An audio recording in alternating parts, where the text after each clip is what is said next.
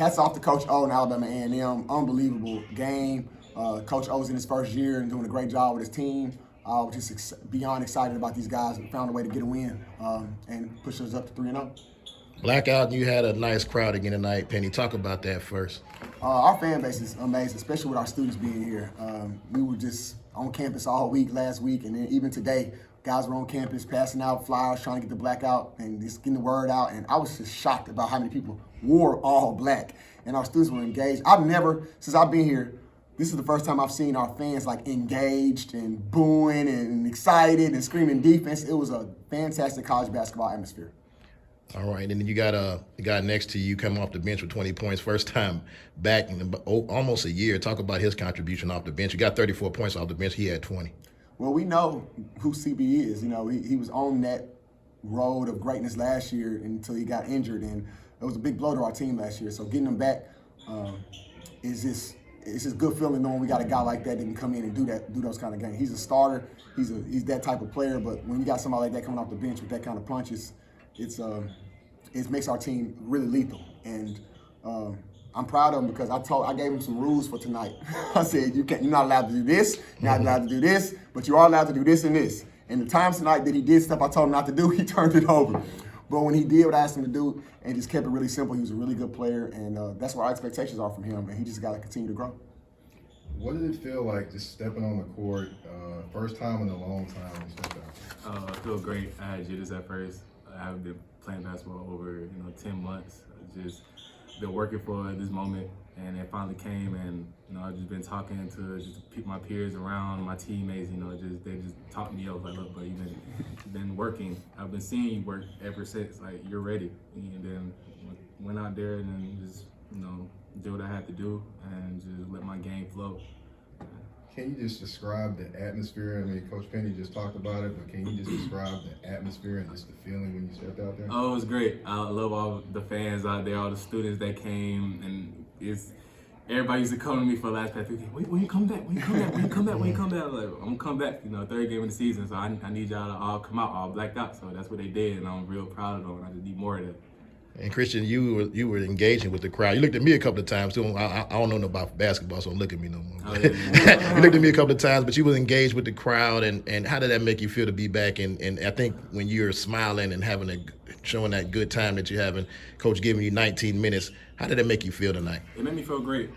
Just us, being engaged with the crowd and the crowd being engaged with us, which increase runs and make the team atmosphere and just make us just outroar and have just give us energy. So they did a good job doing that, and we capitalized. So the more as they just keep doing that and just have the other team rattled and have and then just carry on our energy, that's more runs happening, and that's how things lead up to another.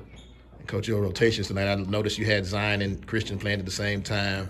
You had Zul and Don playing at the same time. Talk about what you were thinking about having those rotations that you had tonight. Well, we just wanted to give Alabama A&M different looks. We started 3-guard lineup, which is a smaller lineup, but it's speed and quickness and playmakers on the floor. But from a defensive standpoint, we can go bigger and go with a Christian Brown on the wing and Zion on the wing, and it just makes us a bigger, more physical team defensively. And we can switch better with that group. So we just wanted to change it up and kind of keep them off balance as much as we could. I got to ask one question. Christian, you brought energy and you brought a lot of positivity on the court, but Justin brought a lot of it as well. I like to call him the maestro because it seems like he's control of the team, kind of keeping the pulse of the team at a steady pace and controlling everything. What can you say about him on the court and just an extension of you on the court? He's the voice. He's the captain. Anything he says, we're all gonna listen to because he's just that loud. He's always talkative, and I ain't never had a player like that. And which, I've seen other teams have that player and they don't want to win the spring. And now he's on our team and doing the same thing. And you see what we're doing 3-0. Just he tells people where to go. Just talks to people. Just if somebody's head low, bad body language, he's the one that talks to them.